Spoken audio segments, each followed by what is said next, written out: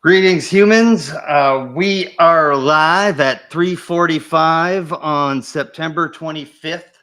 And if you're choosing to watch the show today at this exact time that Aaron and I and Brittany are here doing it, then you're in the same node of the multiverse as we're on. So welcome to the multiverse. Aaron has been on the show before in taped form doing an interview, but he's going live today with us because we got some stuff we're working on together. And some new stuff is happening with Aaron since last time he was on. Aaron, how the hell are you? Welcome back to the multiverse. What's going on, Dave? Super happy to be here. How you doing, Brittany? Super happy to be joining you guys live on the multiverse. Yes, things been going well. Yeah, it has. There's a lot going on in a lot of different areas with you, with me, with the community. Get into some of that stuff today. We'll get into a little bit of what's going on like in Peru today. We'll talk about what's coming up on Mike and Dave's Multiverse, as well as on Aaron's channel, as well as we've dropped the second episode of our newest collaboration that I'm collaborating with Cody from East 10 Outpost and Aaron from Megalithic Mysteries for our new show, Breaking Ancient News. That's been fun, hasn't it? #1 news show regarding ancient history and the discovery community in the world. One out of one. So we can say that we're the #1. We're the first and last. We are the #1 news show that covering all this stuff every 2 weeks, coming out on YouTube. Yeah, and it's we're having fun with it. We're trying to model it sort of like a faster pace. Let's cover all the stuff that's happening in the community and in the discovery world and in the content creation world. And so you can expect those to, for the most part, come out every 2 weeks on Sunday, right? Yeah, I think that's it feels like that's a good time for us. You know, geez Louise, even with the 2 weeks, I feel like we're just, I mean, I'm sure you get the same feeling, Dave, that we're just crammed and just cramped for time, just trying to pack so much stuff in there, which is a good thing to have. That means we have too much content to go through, too many awesome creators, too many new discoveries, too many conferences that we can't talk about all the stuff we want to talk about. There's so much in there. So right now it's every 2 weeks, but shoot, if it has success, maybe we'll move it up and do it more often. Because it's not for lack of content right now. No, for sure. And this last week, the way we've set it up, I think is quite genius. So I want to set it up for you like that. I want to shout you out for that because it's really quite simplistic how we like what we have to do behind the scenes. So in order to knock it out, so like all I have to do is watch the stuff I normally watch. And then when I find an interesting moment, grab it, throw it, you know, in a file for the show, and then put it together the morning of, and then we've got a bunch of stuff to talk about. And it's I love it because me, you and Cody are all a little bit different and coming at it from a little bit of a different angle. And we've got a very enthusiastic and interesting producer behind the scenes, who's steering us in different directions too. So it'll be fun. But we're trying to stay like mainly in the ancient history area, and anything that overlaps occasionally in that area. Yeah, absolutely. And that's what's fun is like, I mean, it's called Breaking Ancient News for a couple of different reasons. Number one, we're talking about new discoveries. And, crazy things are being discovered in Egypt. There's excavations at Saksiwaman. There's Matt Bell doing work with these ancient Egyptian vases. There's ground penetrating radar at Gunung Padang. Like, there's breaking news that's happening all the time, but also, we're a little bit on the fringe. And so we want to kind of break some of these ancient ideas and preconceived notions potentially, break through the mainstream narrative that's potentially held with hubris and ego, and get to the real truth of what actually happened in human history, or just embrace the mystery of it all. So it's a fun show. Yeah, and for a guy like me, this is like it's like what a time to be alive, because like I've been like kind of on this track since like 1992, and so I with all the content, all the discoveries, all the interest, all the mainstream interest. It's the perfect time to like learn about these sites. Go to them yourselves. If you don't have time or money or physical capabilities or whatever to go to those places yourselves, there's people like Michael Collins, Wandering Wolf, and a bunch of others, including we're going to be doing some stuff like that.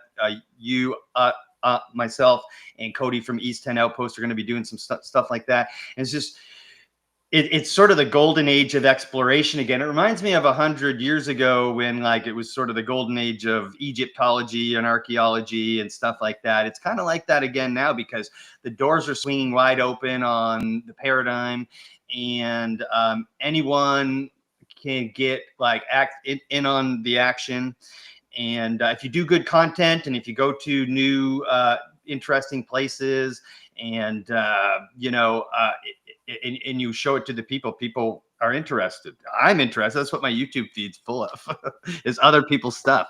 Yeah, it's super cool. I mean, Graham Hancock just had a lecture that we talked about on Breaking Ancient News on our last episode, where he said, the work needs to be pushed forward with people that don't have the letters past their name, the people that aren't in established academia, that are held tightly within these rigid frameworks and ideologies. So we need crazy people like you and like me, like Cody, and like Michael and all these people. We need crazy people, we need it.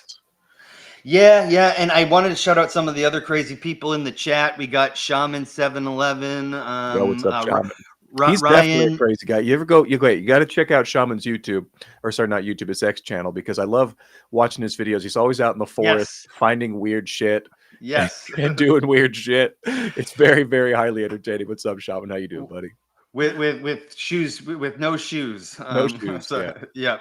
And he's a great guy, very super kind, compassionate guy. I love him. Also, check out their channel. Like he does a show occasionally with Universe Unveiled, which is another podcast that we cover sometimes.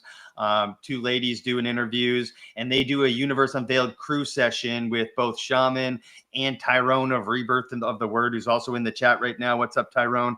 Also wanted to shout out Ryan Barthel. I don't know if it's Barthel or Barthel. I apologize, but he's our new friend of the Matt Bell podcast, producer there, and I'm really happy to have him in the chat. It's his first time catching our live stream, so shout out to him. Yeah, hey Ryan, you and I haven't met yet, even though we're going to here soon.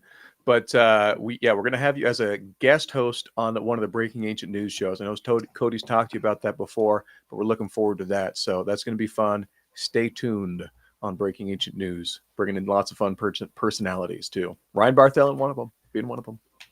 Yeah, very cool. And occasionally we'll be bringing in guests to cover the topics with us. So look forward to all that. Normally we've been going live, so I've been going hard in the paint, dropping an episode, Mike and Brittany as well, not just me, dropping one episode interview every Friday. And then we did Cosmic Monday for like 9 episodes. That was every Monday. And I did a live stream, missing only 3 weeks in an entire like 11 months. And I was going hard in the paint on that schedule. So for a couple weeks, And it was kind of coincided with like crazy world events that I'm not even going to get into today because that's not what my show's about. But I just kind of went inward, and I did one live stream with Brian Corey Dobbs, which was fun, about Mars. Shout out that, but I didn't release any episodes or anything. And I took a couple weeks off to kind of reset on those deadlines. So I just wanted to shout out to everyone to expect me to be a little less rigid on like when and what day and time I release stuff, but we've got a lot of stuff planned. I'm just coaching basketball, and I'm in the hiring process of a new job, which is going to be fun. And so I got to do things a little bit different, but we've got a lot of things in the up and coming. We just interviewed yesterday, Dan, the D-Dunker, that comes out in a couple weeks. I wanted to take a second to show, and then we'll actually, no, first I wanted Aaron to show his most recent video, which would be from his channel, which he's starting to really kick off. And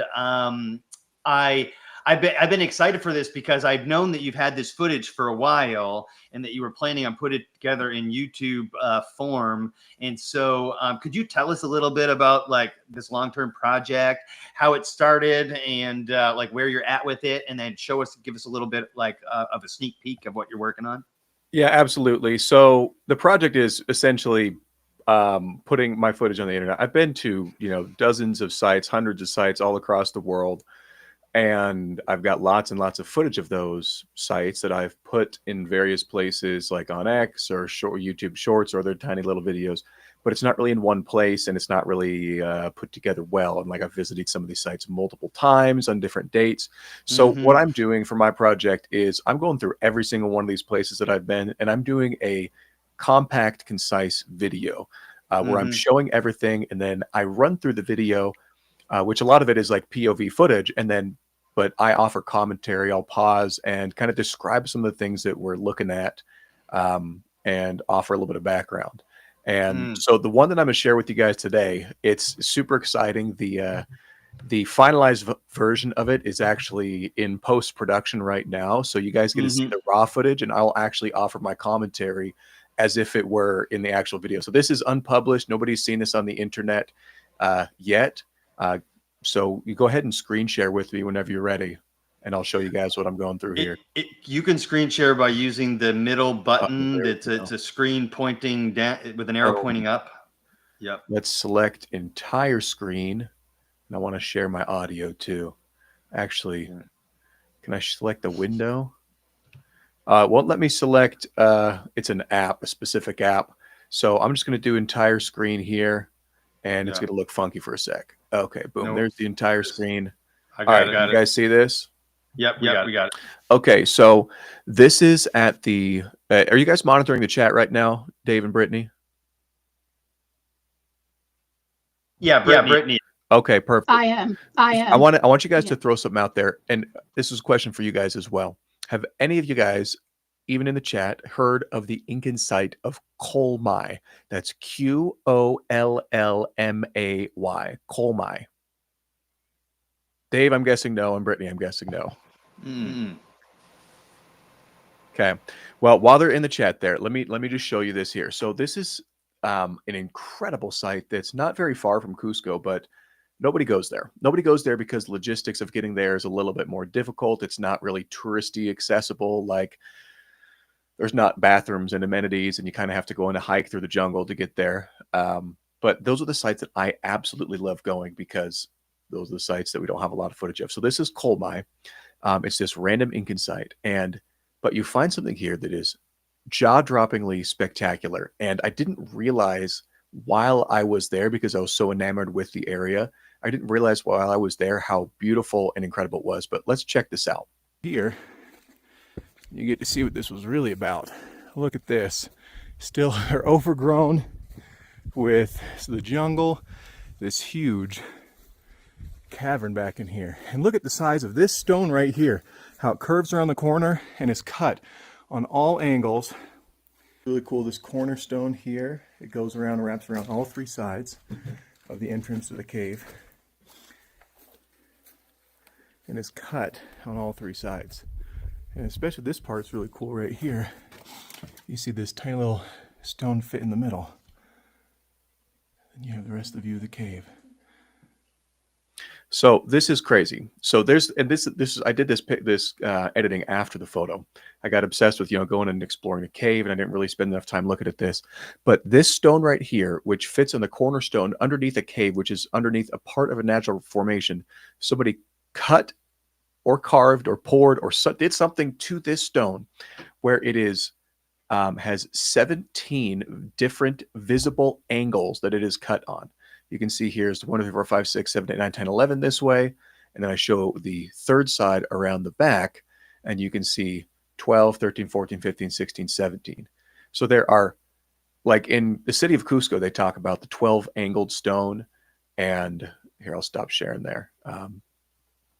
They talk about when you screen share, I echo, just FYI. So that's why I wasn't saying much. So, but go ahead.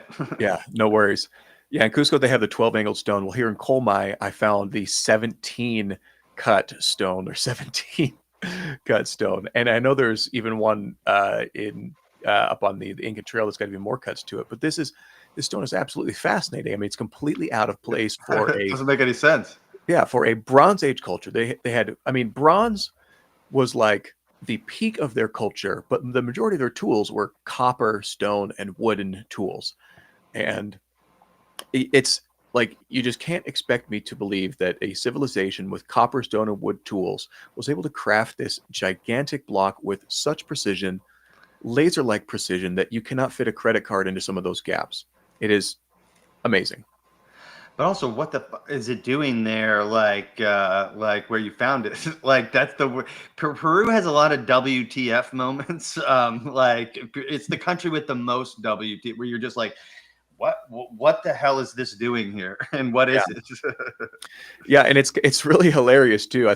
Honestly, I think it's more mysterious than Egypt. Maybe there's not as many big things, but the history of who actually built the walls at Saksiwaman is just the most garbage history you could find. It's written 200 or chronicled 220 years after the supposed construction, which was written down and passed by word of mouth for 200 years before in Quechua, before it was written down in Spanish, which was also, and they claimed that the guy that was in charge of the construction of the walls was basically a divine figure, partial god, Pachacutec. So it's very sketchy history on all of it. And it's a mystery down there that everybody can go see and touch and feel for, geez Louise, a fraction of the cost of going to Egypt. Yeah, heck yeah. And more, not that Egypt isn't safe, but it probably is. Peru's probably safer, and just generally speaking. And it's also there's stuff you can see and touch and feel that isn't bogged down by the heritage tourism that you see everywhere else, especially in Egypt. And there's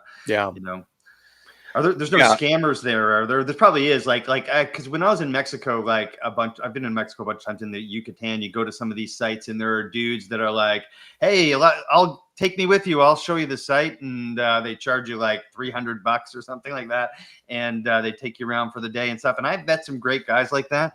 But there's ways to do it, like where you go. You have these tours, and that's why, Brittany, if you could flash the his banner here, because megalithic you can book a tour to Peru, a personalized one, right, where you can go see the big sites, but also go see some of those sites that you just showed now, where is off the beaten path and isn't full of tourists, and also hasn't been touched by hardly anyone. Yeah, it's all about curating whatever experience you want, and that's what I'm all about with our tours, with my tours down there in Peru. So if you guys are thinking about coming down to Peru, definitely let me know. Hit me up on there. The prices are effectively the same as joining a group tour, but the great thing is we get to build it around whatever you want. And even if you're not interested in the megalithic stuff, we have Peru, and specifically in the Cusco region, has some of the most incredible natural wonders. I'm sure you've heard of the Rainbow Mountain. Sure. Vinicunca is what it's called, which is a sacred site. We've got two massive mountains down there, Veronica and Alsungate. and there's the Inca Trail, which is a beautiful hike. There's Laguna Humantay. So you can take the nature aspect of it. You can take the ruins aspect of it. We can go on a motorcycle tour. We can go down to the jungle. Really, we can craft it whatever way you want.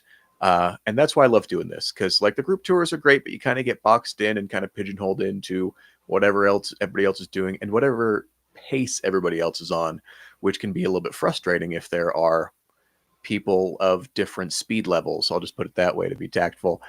People with different speed levels in your group, which can be frustrating for a lot of people. So, this way, yeah, when you want to go to Peru, we can customize everything you want to go to and everything you want to see and make the best experience that you'll ever have. You're going to want to move down there. Leave that up, Brittany. But I wanted to say too, in the reverse, like if you have physical limitations and you want to get like somewhere, like Aaron's a strapping young lad, and he'll put you on his back and carry you somewhere too. Absolutely, Peru is wheelchair accessible when you are with me, so that's the best way to do it. All people of all ages, we will get you where you need to go and see the best stuff possible.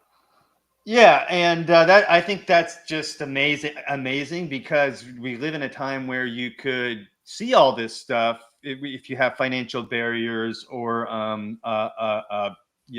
physical barriers or age barriers or whatever. But you're willing to take that part out of the equation too, and help people with physical challenges go see some of these sites, which I think is pretty cool too. So go check out the megalithic.mystery.com. Is that it? That's right. Or just Megalithic Mystery. No, the megalithic.mystery.com, or just hit me up on X or Instagram or YouTube or whatever. Yeah, and because I know this is one of Shaman's, Jason's, hobbies is searching for stuff like this. He asked, "Does any of these oddities in Peru echo possible signs of catastrophic destruction? Some carved rocks seem melted and such, but I've never been myself." Yes. So Jason, go on my YouTube after this is done and look at the ancient explorations for Chinchero. You're gonna love that one. Or no, sorry, not Chinchero, Chocachurco. That's CHOQUECHURCO. Chocachurco. Oh, nice. I know that's a crazy one. All these Incan Quechua names are crazy. I can't believe I remember them all. But Chocachurco is this site that is on top of a mountain. I mean, not like any large mountain, but it's on top of a mountain peak-ish, or a hill peak, I guess, down there. I mean, for everybody everywhere else in the world, where that would be a mountain peak in the Andes. But when you're down there in the Andes, it's kind of another hill. But on top of that site, on top of the mountain, there are stones that are melted, like almost turned in. It looks like a puddle on top of a cut. It is super, super bizarre. And then there it looks like, and this is out in the open on top of a hill, it looks like rock, like limestone melted over tree branches or roots of a tree, like it was quicklime or something like that, as well as what looks like quartz, again, that was formed and then melted by some form of extreme heat. It's amazing down there.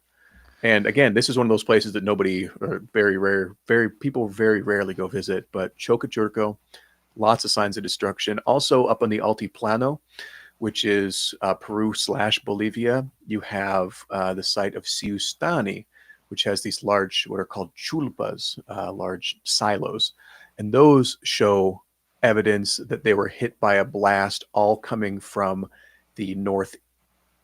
North. That all kind of blew the debris in one direction. So that's pretty neat as well. It is pretty neat. It's either dragons and magic or ancient catastrophe, like or something. Yeah. But like, you run into stuff like that in Peru a lot, which is why I like talking to you, because that's sort of your area of expertise. But you do like to get into the other stuff too, and that's why kind of why we started the show. I wanted to get into a little bit of what's going on in our show lately. Like I mentioned, we took some time off. It's because I was starting this Breaking Ancient News show, which we're going to show a clip from our segment about Luke Cavern's most recent video, so you guys can get an idea of what the show is like. But that's been going on. I started coaching basketball, and I really felt the need to get we're going up on a year anniversary. Our anniversary year long anniversary of the show is October 16th. So I really felt the need to take like reset my I don't know, I'm rambling, but I reset my deadlines and reset everything and get a nice fresh start. So I took a few weeks off. We've got a bunch of stuff on the go. I'm going to show a couple of quick trailers for the 2 interviews we have coming out soon. Well, we had one dropped yesterday with Abby Lutz. She's a death doula and founder of Death Barbie's Dream House. It sounds wild, but it's just a very interesting concept that I think is really well thought out and compassionate and kind. And she helps people with the end of life process. We all either have had to deal with it or are going to have to deal with it ourselves and with other people. And she has this really like kind and compassionate way of doing it, but also this way of helping. Like she created something called the Death Dojo. Aaron, you're a martial artist. You have to practice, you do jiu-jitsu. You have to practice being in uncomfortable situations with jiu-jitsu emotionally and physically, right? Oh yeah, that's basically all it is. That's why I love it. Yeah. And so could you see the parallel with practicing for, your own death? Your own death, man, I might be the wrong guy to ask about this because I don't think about I don't really have a fear of one. yeah, something's wrong with my brain. I hit that switch, and that's not something I think about. And maybe I should think about that a lot more. Yeah. Because I kind of have a tendency to do a little bit, extreme activities. Riding motorcycles and flying planes and stuff. But I digress. It's interesting. I think because that would target, a much older audience than me, and it's like why, that makes me think like, why do people become ghosts hypothetically? Is because they have unresolved issues, right? And they have stuff in this life that didn't get taken care of before they passed on. And that's why their spirit is here. Not that I believe in ghosts, but that's like the premise for every ghost movie. Yeah, sure. Or whatever it is. And so I think that's like, it could be a super beneficial process, just like getting those things resolved, and maybe not like practicing for death, but like preparing and resolving those issues internally so that you don't have this great fear, resentment, or regret in your final days. So I think that could be super beneficial. Well thought out for a difficult question. What did Ryan say there, Brittany? Can you flash that again, please? He said, ha ha ha. Have you tried dying? Have you tried dying? No, not recently. Ha ha. Yeah.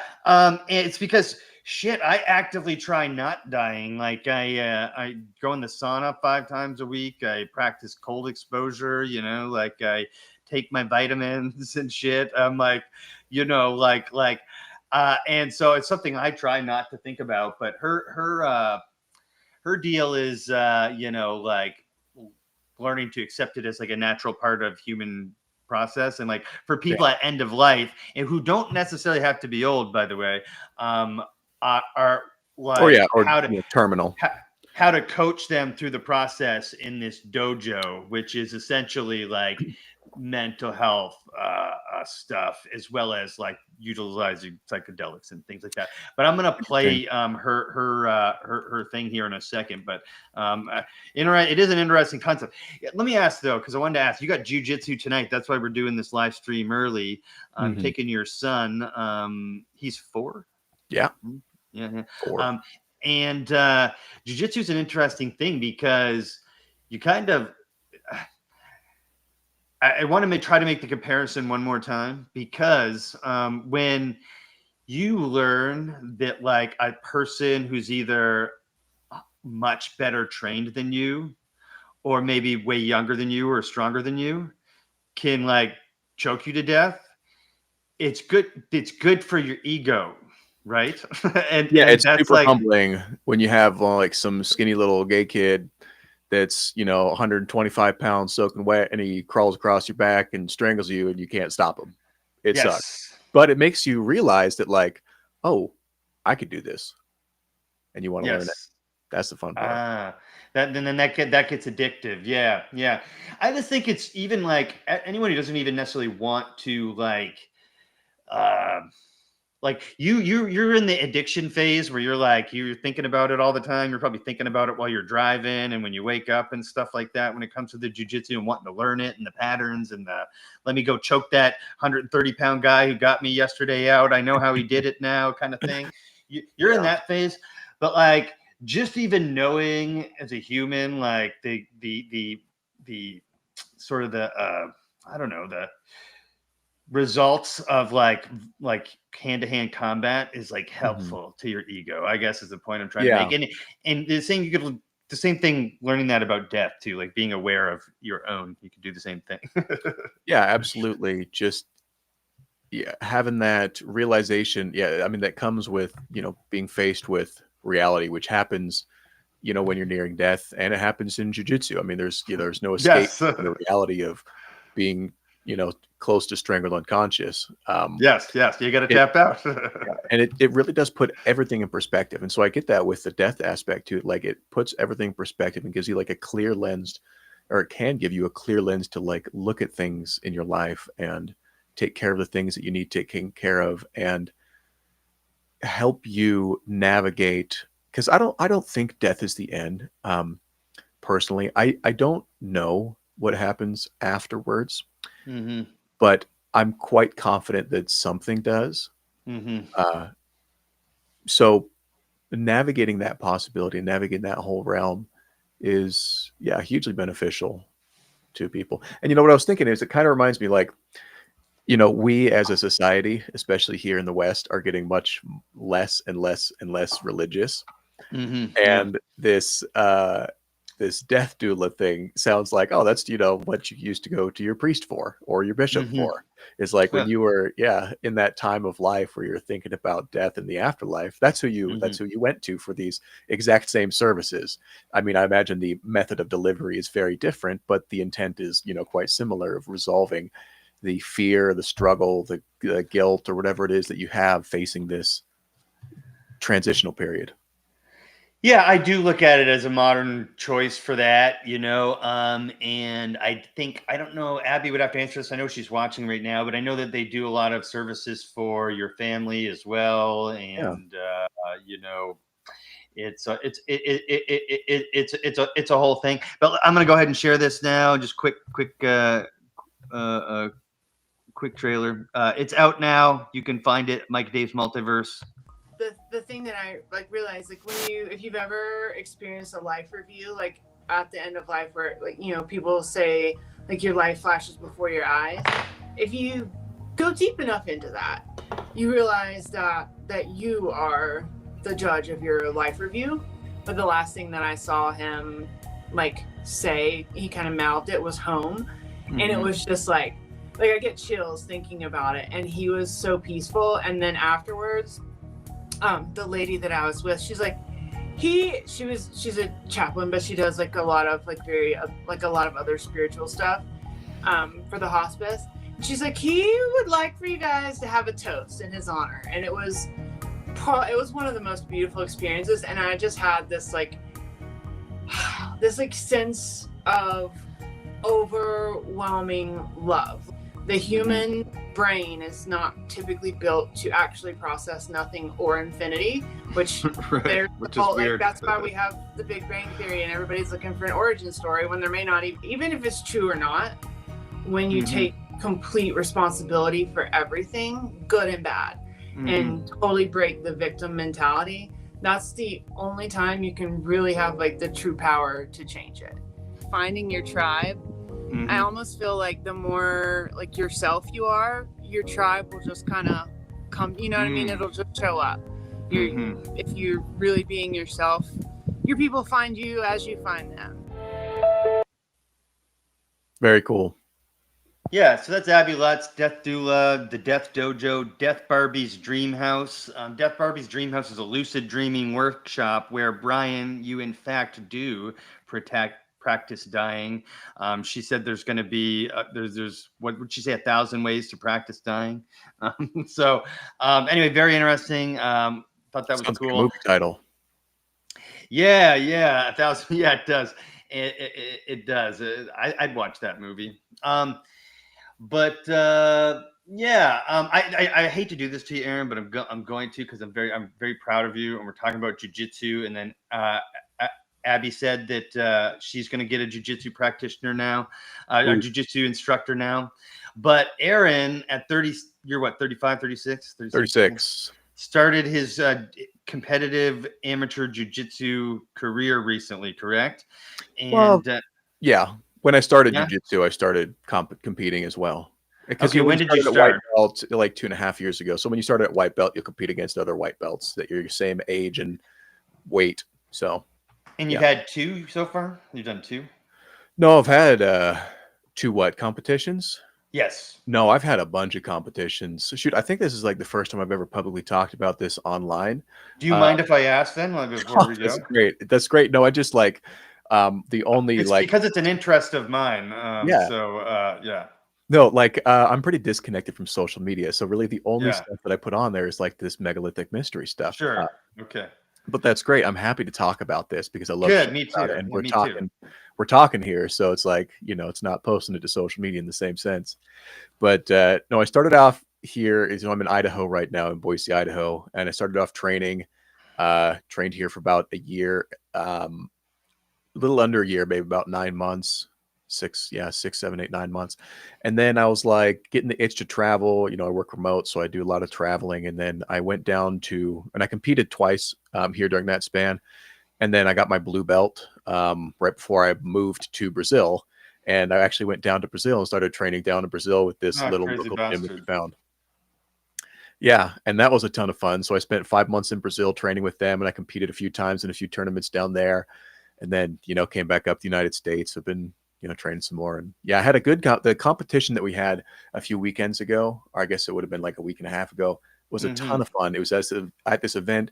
Shout out these guys, Northwest Submission Challenge. They put on these events. It happens twice a year here in Boise, but they go all over the Northwest, and they put on jiu-jitsu events. And it's like really cool. It's like going to a UFC fight. They have an MC, and they have an announcer, and they do post-fight interviews. You get walkout music. So it was like my first time participating in that event.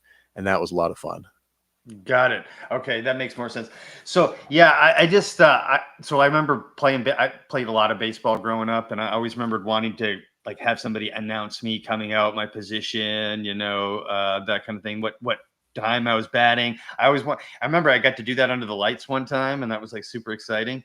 But like I'm also like somewhat of a martial artist, and I do have a little bit of jiu-jitsu experience, and I'm also a martial arts fan, as anyone could see. Like, Aaron and I have bonded over our same love for like watching the sport of mixed martial arts and jiu-jitsu and things like that as well. That the idea of like picking your walkout song and stuff like that, and like going out there and fighting somebody is like, to me, is my favorite thing. So it's because I hold it with the utmost respect, because it's not like I'm playing on a baseball team where like you're out there with like 8 other dudes. It's just you and him in there, and you really do have to let your ego go. You really, really do. Yeah. Here, let me show you guys the last fight I did. It's pretty fun. I had it scrolled up. I had it ready, but you go ahead and show it. Okay. No, let me do it. Yeah, go for it. Well, I got the one cut that's like with music. So perfect. Good. Yeah, do that. You do it. You do it. Okay. Here, I'll go to let's see here. Share that.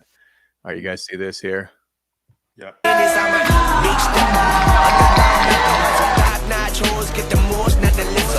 Straight terror, but I got your errors. Pushing culture, baby, got that power that you can measure. Trendsetter, the one who get the weather. Swerving while I'm bumping Project Patcher. Rolling through the city with the big dogs. Fuck the laws, loyal with me, we ain't got it count. Zelly on silent, put the panic in the pill alarm. That's how you make the money pop for everyone involved. And if you don't deserve a cut, then we gon' cut them off. My barber got me looking proper every single time. Fresh pig, getting painted on that top grade. You ain't walking out of line.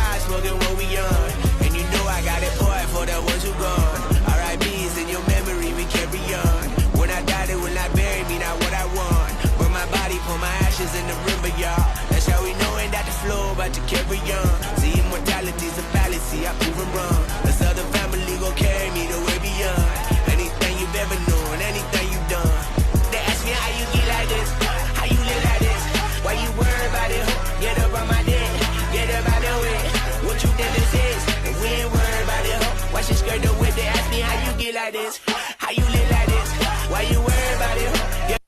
Anyways, that was fun. Yeah, that is fun. I enjoyed watching that, and I'm super proud of you because it takes a lot of balls to do it. But it's all, but you don't to a guy like you like you said, it doesn't. It's like fun for you. So that's cool. I mean, I was like nervous going out. Like I had, Sure. butterflies and, Sure. worried about an adrenaline dump for sure. Like for the whole like 2 weeks leading up to it, it was very, very, I wouldn't say nerve wracking, but just like you have to get yourself into this weird mindset. Cause I'm like, Mhm. you can go to like a wrestling match or whatever it is, or jiu-jitsu match as an adult. And you're kind of, most tournaments, you're in like a big building and nobody's really watching you. But this was like, oh, I'm going to go try to strangle another human being with 1,000 people watching, and it's being live streamed online. Yeah. So it was like, and then like while he's trying to strangle, like while he's trying to get me too. So it was a very weird, like mental thing to prepare for. But the event was so much fun that even if I don't participate, I'm going to go to it again and cheer on everybody there because it's just a cool community to be a part of. But yeah, Abby, definitely get into jiu-jitsu. It is the best thing. I don't have to go to therapy anymore, even though I probably should, but jiu-jitsu is my therapy now. Just because like we were talking about earlier, Dave, it's it puts life into perspective. It puts your problem into perspective, and it forces you to think about things and be creative. And there's no bullshit in it. There's you can't bullshit your way through this. You can't, like, the only way to progress and to do this is to work and to spend the time doing it. You can't fake it till you make it. You can't get in there and get lucky. Like, no, you spend the time, you work hard. But the cool thing is it's very, very easy to see that work and to see the results of that work in real time as you progress week through week by going to these classes. So it's the mental challenge, the physical challenge, and I just love it. And yeah, Abby, definitely do it. Yeah.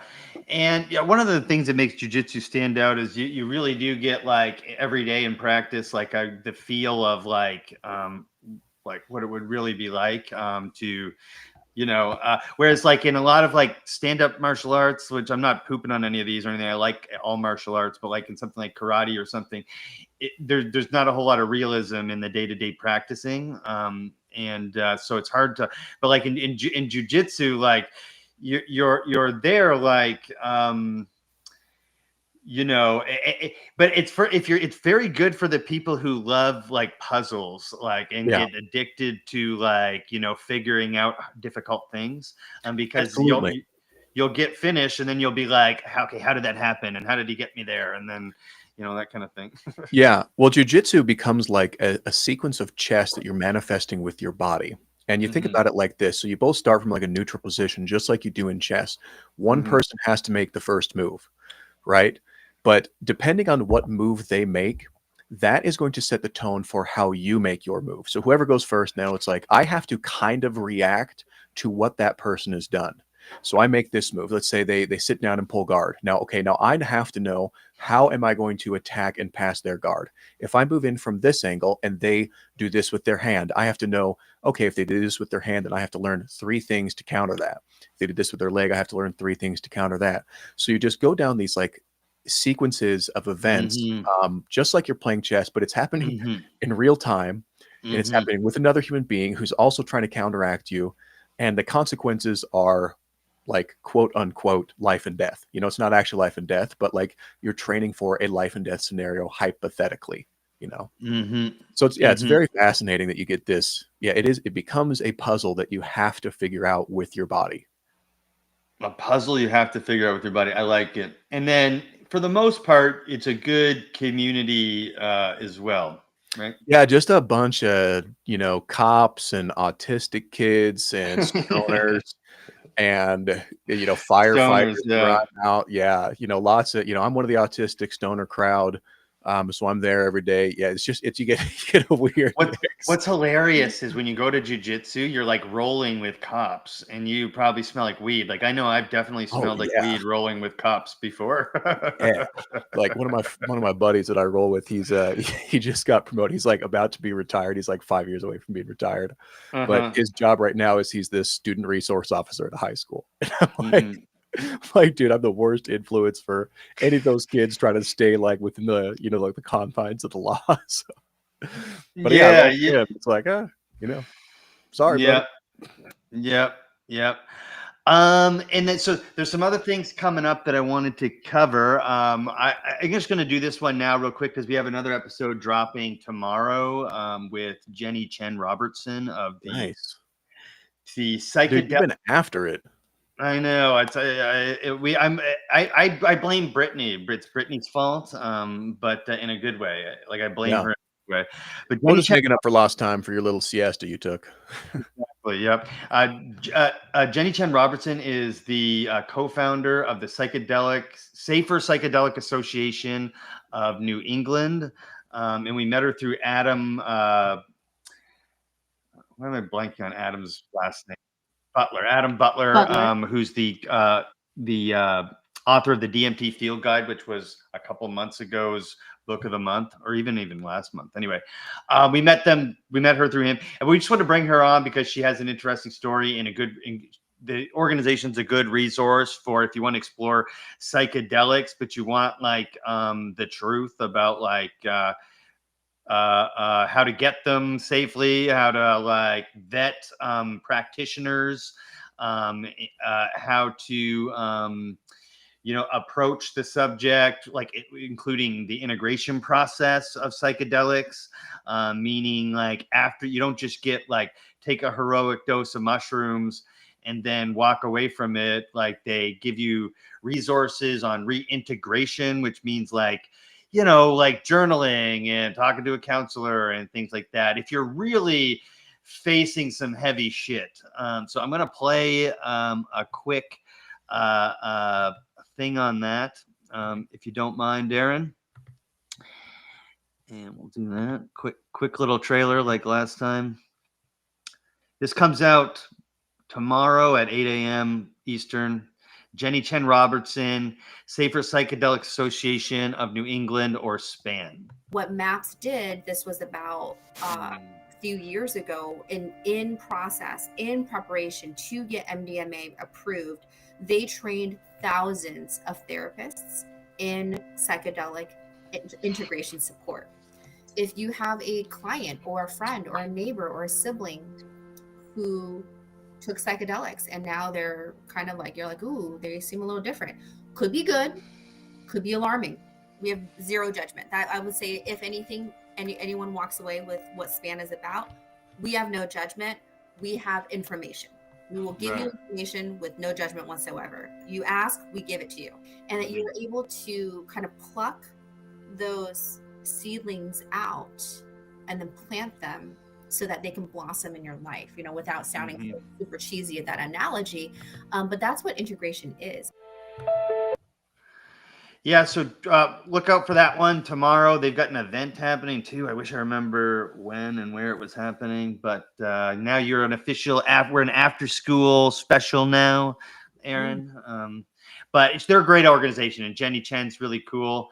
And so, yeah. But there might be an opportunity where we can do some psychedelic integration coming up soon that I'm just been putting out into the zeitgeist. I actually put it out into a handful of like big names is the wrong word, but like people like have big platforms within the community as well. This is nothing official yet, but Aaron and I have been talking about it a little bit behind the scenes. We're going to be going to the Quest for Lost Civilization conference in Scottsdale, Arizona, December 5th to the 7th. I'll be there. Cody will be there. Mike will be there. Brittany will be there. Aaron will be there. But afterwards, I'm kind of like manifesting this. Aaron brings his telescope because he's driving. I can't bring we haven't mine. figured out all the details yet, but we want to go see Three Eye Atlas. I've got a nice telescope. Me too, but I'm flying. Yeah, I'm driving, so I can bring it down. We can see Saturn's rings if it's available. We can see the three. So Dave, I know that you are much more cued into this than I am. But what's the rundown of the 3-eye atlas? Because I thought like in a few months, it's like on the opposite side of the sun near Mars from us, and we're gonna have a hard time seeing it. Or is that Yeah, happening now, or what's going? Yeah, well, give me a little rundown there, bud. I'm going to be slightly off on the dates here, but around the beginning of October, it's passing and it's perihelion. And honestly, we having a hard time seeing it right now because it's coming so close to the sun. It's making it really difficult to get like good data on it. It's going to be like on its way out in December, and I'm pretty sure that that's a good time to take a look at it. Is on its way out. On its way out. On its way out. Is this not the UFO mothership that Jeremy Corbell warned us about? Yes, it also everyone is also saying that. But right now, based on its eccentricity, which is its orbital trajectory, and based on it not being an alien. Well, based on how big and fast and how hot it's coming in, and all the math going on in the solar system, it's basically going to kind of skip over us like a rock. It is going to be affected by our solar system's gravity, and it's going to pass through our solar system. But then it's just going to keep on going. Our sun is not going to grab a hold of this bad boy unless it slows down, which I was just right before this. I saw a video title, and this is where you're going to see a lot of clickbaity shit. But I saw a clickbaity title that I almost clicked on that was talking about, did 3-eye atlas just slow down? Let's find out.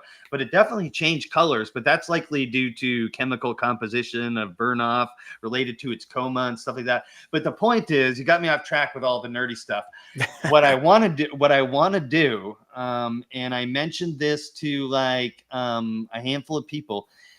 I want it like exclusive. I don't want it to be exclusive, but it has to be like a small number of people. But like I want to get like either a campsite or big Airbnb where we have about 15, 20 people who are staying in the area come out, have a gathering. We all take a look, participate. An idea.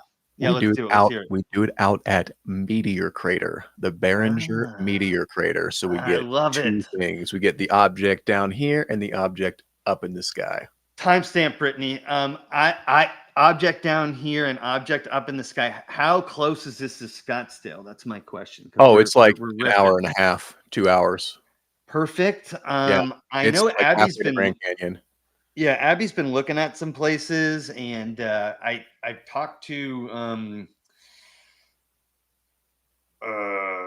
just trying not to be a name dropper, but I've talked to people involved in the conference who are are looking for ideas of like an after thing, and I feel like that's it.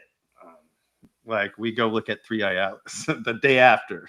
But the conference is coming up. I'm super pumped for it. Mike, Brittany, and I and Cody are going to be kind of like working with the production team. But Aaron, you're going to be doing a little more. You're going to have a little more freedom. We're about 8 or 9 weeks out. Have you bought your ticket yet or anything? No, I'm going to talk to Mike here in a couple of weeks, and I'm going to try to get involved in it in an official capacity. So I'm going to shoot some ideas by him. And he's returning from England, I think, here in a few weeks. Him and I talked about connecting. Yes. So we're going to do that and, try to get involved. Yeah, let's get you a press pass. That's what we need to do. Not that I have any say in anything like that, but I think that's what we need to do, because we're planning on doing some promo for this on Breaking Ancient News as well. We've already we're going to be doing a promo series, Brittany, Mike, and I, and Cody, depending on who's available for scheduling the interviews, because we're trying to get them in quick. But we've already got William Henry from the lineup, as well as, who did we do last night, Brittany?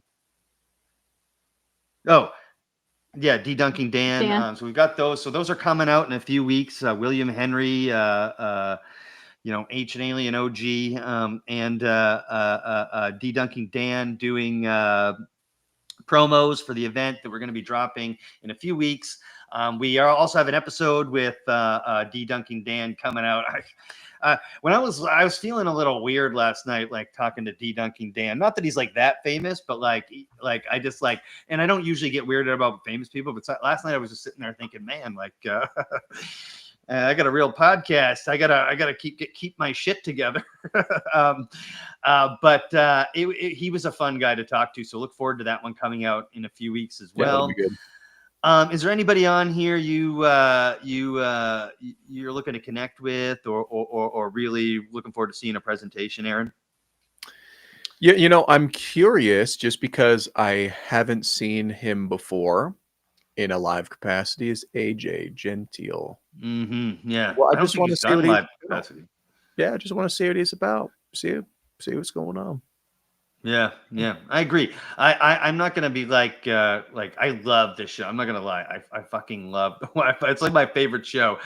I haven't had like a favorite show since like the early 2000s or something. I stopped watching TV. But like if I had a favorite show, it'd be that would be it. And so, but I'm not.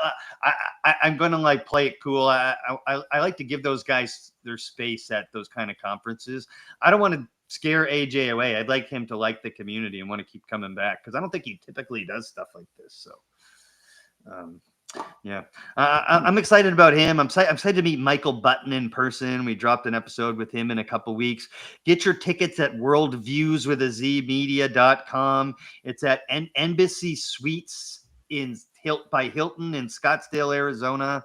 So check that out, everyone. It's in about 9 weeks. Brittany, please drop the stuff in the chat. You're probably already doing it, so I probably don't have to say it. You said Embassy Suites? Embassy Suites, Scottsdale. Am I correct, Brittany? Yes, she said. She's nodded. Yeah, I like the Embassy Suites because those ones have like little kitchenettes sometimes. Do they? I got mine already because they may run out. I shouldn't have though, because I'm probably going to get some kind of block booking for the staff or whatever. But like I just was paranoid, so I booked it already. I could probably cancel it. But either way, it's going to be an awesome event, everyone. December 5th to the 7th. You can meet us in person. We can hang out, or you can meet cooler people than us, like AJ, Gary from Nerdrotic, Will Jimmy Brown. Mm-hmm. Yeah, Will Brown's got a great channel. He's got a lot of followers, so I'm not saying he's underappreciated or like underrated, but like he is actually underrated for how many followers he has. Like he has a bunch of followers, like our subscribers on YouTube, but I would still say he's underrated. Like it's a really good channel. Absolutely. Probably one of the second most underrated channel. Maybe third outside of Mike and Dave's Multiverse and Aaron Hynes' Megalithic Mystery. Exactly. So we're hoping to connect with him and all these other guys, or as many of them as we can, before the event, to spread some hype about the event. So look forward to that coming up, and look forward to a potential Three-Eye Atlas viewing party at the where are we going, Aaron?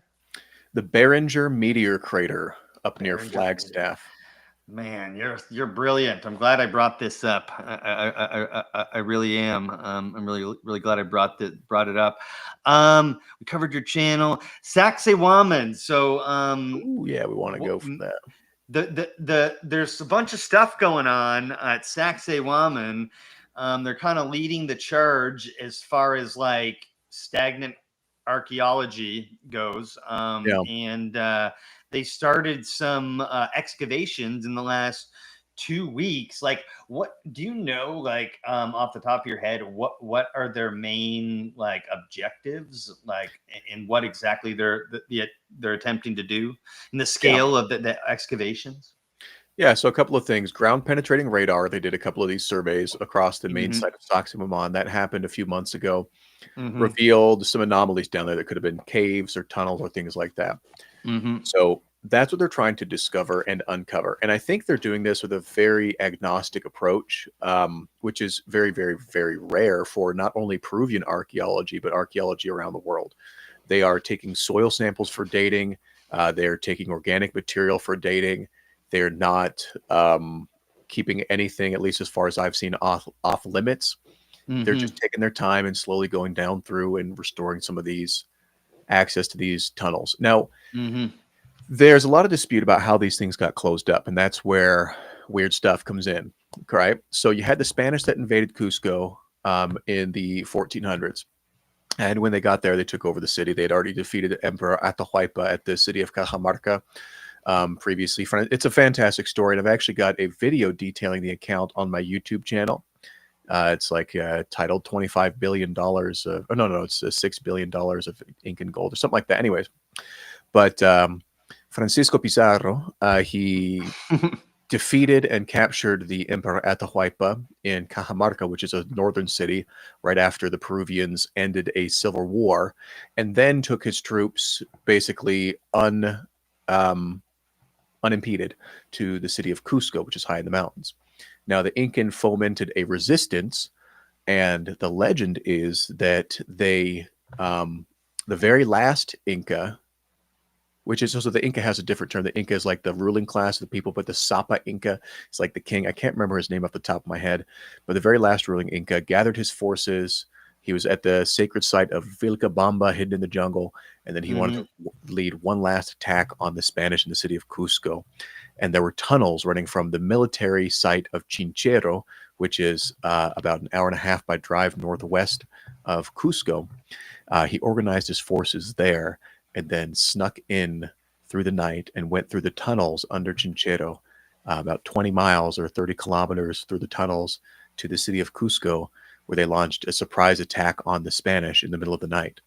Spoiler alert, it failed. That's why we speak Spanish down there in Peru and not Quechua still. But because of that, that's one reason that they are given, that the Spanish then filled in these tunnels to prevent any of that happening. And then they built the plaza and the Catholic churches on top of the city of Cusco, and the main church there, the Coricancha, which has been semi-restored, which is also owned by the Catholic Church, is seated directly on top of one of the entrances to the tunnel systems from the city. So there are tunnels that run from the city to Saksiwaman, and allegedly from Saksiwaman out to other parts of the Incan Empire, including Chinchero. So that's what they're kind of hoping and looking for, is just they're just in an open term of discovery right now to find out what is going on in these tunnels, what can we find, and what's down there. Do you know who's funding or like organizing it? Is it a university? No, it's the Ministry of Culture in Peru, so the official government agency. Nice. They're doing it. Yeah, it's a government. It's a national project. It's a national project. It is a national project. They're taking tax dollars away and putting it towards this. Yeah, so Jay Anderson's been in Peru on site there. He hasn't posted anything like super recent on X, but like he's down there. Like he's posting all day on X, as you guys know. But like anything specific about the the actual excavations, but you can follow his channel closely, and he'll be doing it. We'll be doing it on Breaking Ancient News. Aaron will be doing it on his channel, I'm sure. So Saksiwaman, yeah, I mean, we're actually moving the needle a little bit, the needle might be getting moved in Egypt as well. It looks like, outside influences are influencing the, the academia and the powers that be, the political, machines and establishment to, do stuff in Egypt as well. And that's exciting. And then Danny Hillman is doing it in Gunung Padang. And so, yeah, it's the golden age, my man. Yeah, it's pretty cool. There's lots of stuff going on. And it's like, I feel like maybe this is just me, and maybe I'm just getting like frustrated, but I feel like we're on the precipice of like disclosure and like so many things breaking forth, like this stuff that's happening under Egypt and like it's a UFO, UAP stuff. But I hope, oh man, I hope they're not just edging me, because that's gonna fucking suck. Yeah, that's it. Don't just Exactly. tease me. Like, give me something. Let me I have know. my release of I know. information. You know, put it all over my face. I just want to know. I just want to know. Sorry. Oh, sorry, I got distracted by my. Yeah, me too, man. I just want to know about all this shit. I want to know about the UAPs. I want to know about ancient history. Want to know about Epstein? Yeah, I want to know about Epstein. I want to know about all that shit, 9/11 and everything. I want to know about all that shit. But the thing is like human lifespan. Like, imagine like just being like a, average guy in Ireland in 1647 or something, and I just randomly picked Ireland in the year. But the point is like, average meant you might, your average, you might have died in a war when you were 22 and worked in a coal mine from 18 till 22 or something like that. So right now we do live in a time where things are speeding up exponentially. So we may get to learn more than, say, what my Uncle Bob, rest in peace, Uncle Bob, didn't get to learn, which was like, he was, one of his last words were like, I wish I never got to see, or I wish I got to find out if aliens were real. And we're kind of like, we are like you said, they're edging us. They're edging. I mean, we are like right there. Like, it's like once we go over the edge, though, yeah, it really is a event horizon. Like, it changes everything, where there's no going back. Yeah, I'm excited for it. Hopefully something will happen, but who knows? Who knows? Yeah. We've also got. Sorry, go ahead. I'll just keep living. Yeah, me too. I'm living, working, doing jiu-jitsu, having fun doing Lost Ancient History. We've got an interview with Enrique from One-Eyed Giant Building Walls coming out. He does a lot of these. I connected him to do. Did he reach out to you? To me? Yeah, to you. Mm-hmm. No, not yet. I think him and I've connected before, though. He might. I gave him your information. I want you to. So he's compiling a list of Cyclopean walls, and there's like a bunch. He's got certain classifications for them, and he's got this map. I talked to him yesterday, so I wanted to make sure I mentioned to you today that you guys should connect, because I don't know if maybe you knew of some that he could add to his collection. I'm sure compilation. I do. Definitely have to connect. Enrique. Yeah, well, because Peru's like the Cyclopean Wall like headquarters, Well, yeah, maybe not Cyclopean Wall, because a lot of stuff down there got repurposed by people. But Cyclopean Stone, I would say, you can find Okay, so one of the places when I first moved down there, I stayed at an Airbnb, right?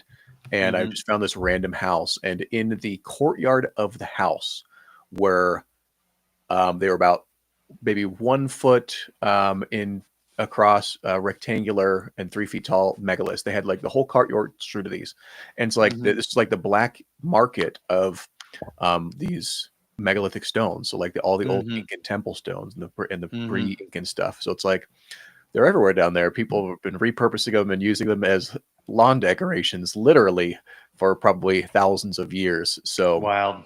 Yeah, there's not a lot of like intact walls other than the ones that like the Inca built. But there you can find the stones everywhere, and they're so noticeably out of place. They are like drastically different. It's like so obvious when you see me, like, oh, that's not, Incan. That's not like this rough cut thing that's down here. This is clearly different. Yeah, you just see so much of that. It's just everywhere in Peru, literally everywhere. Yeah, so we've got all this stuff coming up. It's an exciting time to be alive in the multiverse. Exciting time to be alive in ancient history world. We've got the conference coming up. We've got lots of stuff. We got the new show, Breaking Ancient News. I'm going to show a little clip of our segment with Luke Caverns, so our audience can get an idea of the kind of what the show looks like. We'll talk a little bit about that. If you guys could go to Breaking Ancient News, at Breaking Ancient News on YouTube, could you flash that, Brittany? And that channel or drop it in the chat and subscribe. We'd actually absolutely love if we could transfer some of our subscribers over to there. But let's Definitely. go ahead And drop and a play comment that. on the video because we're doing a free comment contest every week. You'll send you a free hat. Win a free Yes. awesome hat. So you Yes. get free stuff for participating. Yes, free stuff for participating. And speaking of which, there's a few ways to support the show, our show. I'm going to mention one of them right now. Oh, there's the hat. That's a way to support that show. And it's a nice hat. I'm waiting for mine. Is mine in the mail yet? No, yours isn't in the mail. I was going to give it to you at the conference. Oh, perfect. Good. Yeah, Yeah. I'll take it at the conference. Yeah. But the easiest way to support our show in most direct way is the super chat. So thank you to our fans and supporters, everyone in the chat, everyone who subscribed, everyone who supporting us for a long time, our new subscribers. We really appreciate that. That's why we're able to get super chats. But that's the easiest way to support our show. And if you support our show via super chat, any amount of dollar today, it has to be at least $1. I'll send you one of our hats. I'm going to before I go into the Luke Caverns thing. You can go to Brittany's going to drop it in here. You can click on one of these 3 hats, $35 in value. Pick the color one you want. Send us a screenshot of the one hat you want, and a screenshot. Or not a screenshot. We'll see it right here. If you get us a super chat, $1, we'll send you a free hat. And you just have to email us at mikedavesmultiverse@gmail.com. We'll send you guys a hat. We really want to start supporting our fans in the similar way that Breaking Ancient News does. So send us a super chat, $1. I'll send you a $35 hat. How about that? That's a good deal. Take that deal. Yes, I think so too. And also, Breaking Ancient News, comment on the video, make it funny, make it interesting, make it noticeable so that it gets the most amount of likes, because that person's going to get a free hat every 2 weeks. Breaking Ancient News. Let's check out a clip of Dave, Aaron, and Cody of East 10 Outpost at Breaking Ancient News. This is just the beginning of our. I'm not going to play the whole thing, Aaron, but this is the beginning of the one you sent me. Speaking of end of the world apocalypse and predicting things, the Mayans did a lot of that, and I know that our good old friend Luke Caverns dropped a new video about the Spanish and the Mayans that Dave wants to talk about. So I'm gonna shoot it over to Dave. Why don't you tell us what Luke's been up to these days? Yeah, well, Luke's a tough one to keep up with on a 2-week schedule, because we caught he's done 2 since we did one last, and we missed his most recent one last week because it came out the night before, and then he dropped this one 2 days before we had to do this show. I was like, man, I can't keep up with He's Luke. busy, yeah.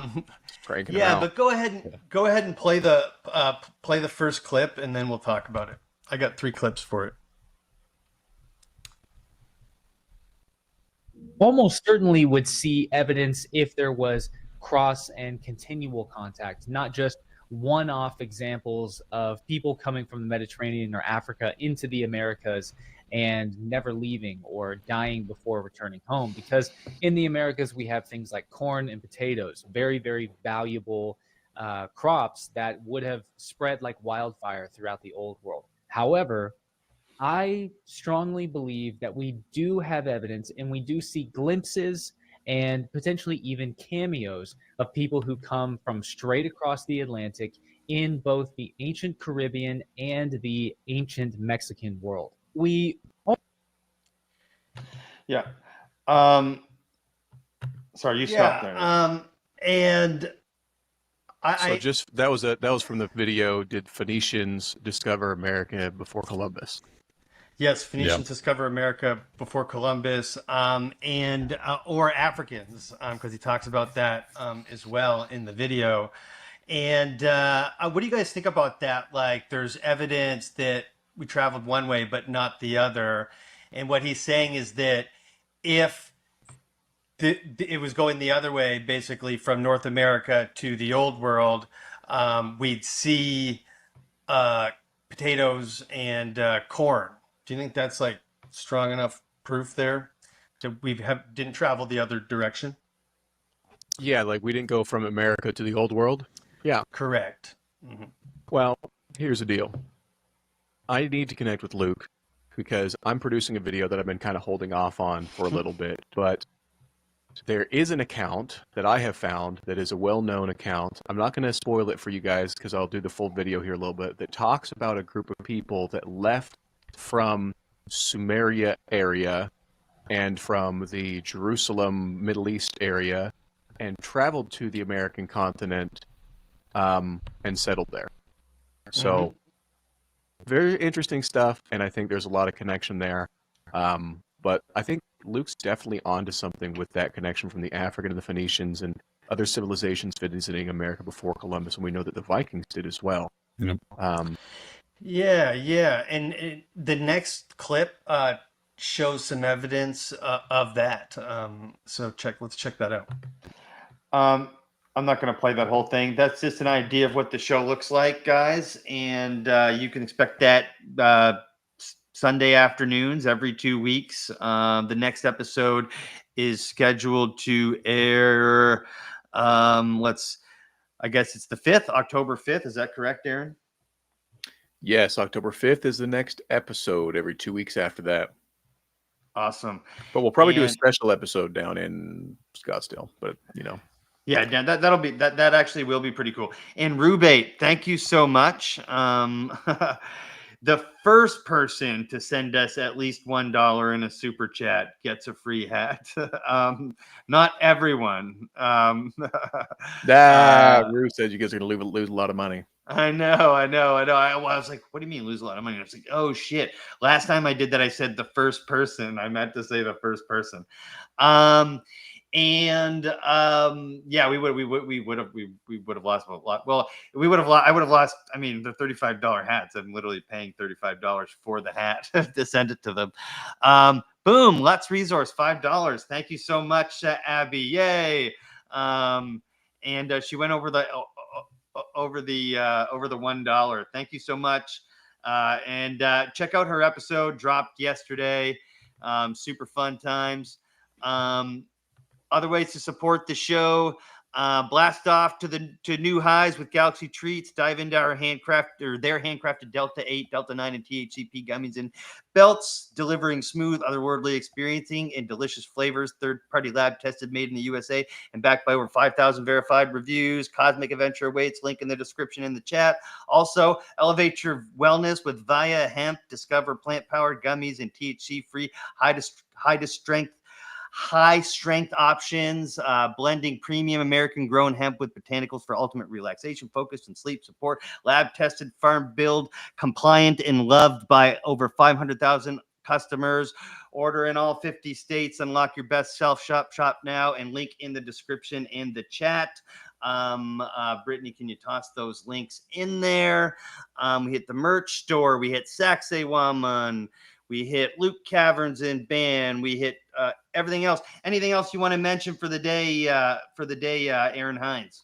You know, I think I'm doing good, Dave. It's been a lot of fun being on this live stream. Shout out to all the people participating in the chat. It's super fun watching you guys and interacting with you guys. So thanks for being here. Thanks for having me.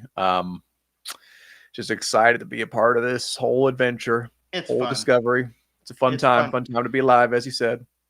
It really is. And I know Brittany's flashing it down here, but if you wouldn't mind, what's the easiest way for everyone to find you or get in touch with you if they want to book a tour? I think that's the most important resource that you offer. Yep. Just go to megalithicmystery.com.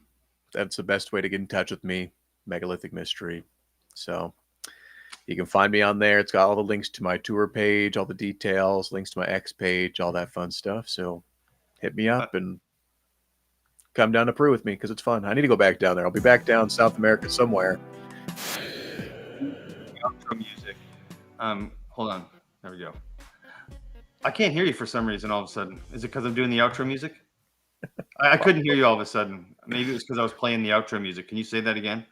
Yeah, I said there. Dave's just flashing me the lights, just trying to get me to cut off. I get it. Sorry, guys. Sorry, Dave. Oh, no, we don't need to cut off. I can keep going. I just figured this is great. Like normally we do our live stream at 7 and it's it's nice to get it done early. So I'm glad you had jiu-jitsu today. Plus, Yeah. we didn't even have a plan. I wonder though. Normally, can we try that again? I don't know if anybody's even still listening, but normally I play an outro music, and it seemed to be cutting you off for some reason. Can I try again? Sure. Let's do it. There we go. Can you talk? I can talk. Can you hear me? Oh, perfect. Good. Now we can do a proper outro. Thank you, everyone who was watching today. Yeah, go for it. And whatever you want. I'm not in a hurry. another. We just want to plug real quick. Live stream or show tomorrow with Rebirth of the World. Me and Jason doing a show tomorrow at 1 p.m. So that's going to be fun. We're going to forget. I saw him throw that in the chat there. Who, Rebirth? Oh, what, you're doing his channel? Is that live? Are we going live, or is that just? I don't know. I don't know. I can't. Tyrone, are you going live tomorrow? So you're doing that with Jason Shaman? Jason? Oh, sorry, with Tyrone from Rebirth, not Jason. Nice. So hopefully that's live. I'll tune into that. You guys doing Peru, or what are you guys doing? We're just doing a bunch of stuff. We're just going to be seeing where the conversation takes us. Sound like? He said we can. So I think you guys need to work that out. Yeah, support the show. Forgot last thing, book of the month. We tried to do this book of the month last month. Deja Vu. Has everything already been? In Search of a Previous Lost Civilization by Oleg Cheshkovich. However, we were having issues with Amazon that we've got resolved. So we're going to be bringing Oleg on next week, Brittany? Next Thursday? Yeah. Oleg, thank you so much for sending me the book. It's gonna be book of the month next month. You can also use that to support the show. And Oleg's a Polish writer. He's 23, I think, and he's absolutely brilliant. I need to hook you guys up, Aaron. We did an interview with him a few months ago, and I've been meaning to do book of the month for him. And he has so many. He can talk about literally anything. Did you know that the Polish people are super open-minded people because of like historical consequences of like oppression? It's not surprising. Yeah. There. I have a feeling that that we're gonna get a lot of like really smart people coming out of Poland really soon. This kid is like absolutely brilliant. So look forward to that in a week. Anything else, Brittany? Am I forgetting anything? Nope. Awesome, guys. Thank you so much for watching. Thanks for joining the Multiverse. Check out megalithic mystery.com. Thank you for being in the Multiverse with me. Thank you, Abby. Thank you, Tyrone. Thank you, Shaman. Thank you, everyone I missed. Jeff up north, what's up? I missed Jeff up north. Have a great day, everyone. Enjoy the weekend. Adios.